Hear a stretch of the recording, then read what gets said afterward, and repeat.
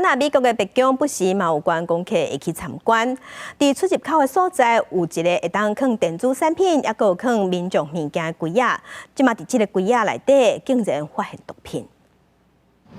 古柯碱到底是哪入去白宫内面的？美国白宫特勤人员调监视器加访客记录比对查验。Where this was discovered is a heavily traveled area where many White House West Wing, I should be even more specific, West Wing visitors come through this particular area. 总统拜登拄则度假回来，对记者问古柯碱的代志，伊无回应。白宫讲，总统认为彻底调查正重要，因那调查内容是毋是包括有人接受药检，上批的讲会采取任何适当甲有必要的行动，这嘛将伫咧等特勤局的调查结果出来。I just don't have anything more to share. This is in their purview, and so we're going to allow certainly the investigation to continue. 白宫特勤人员是初二礼拜下昼伫咧做例行安检时阵，发现不明的白色的粉，伫排除安全记录了，送去检验，证实是古柯碱。白宫方面无讲量有偌济，迄当阵总统拜登一个会案正伫咧大会营度假，最想是拜登红帽大的行政官舍，包括椭圆形办公室、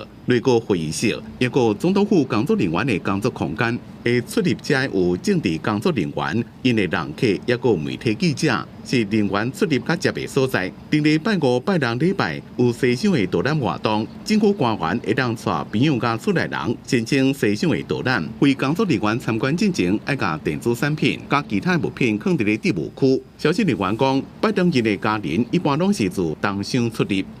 公司新闻黄文玲编辑。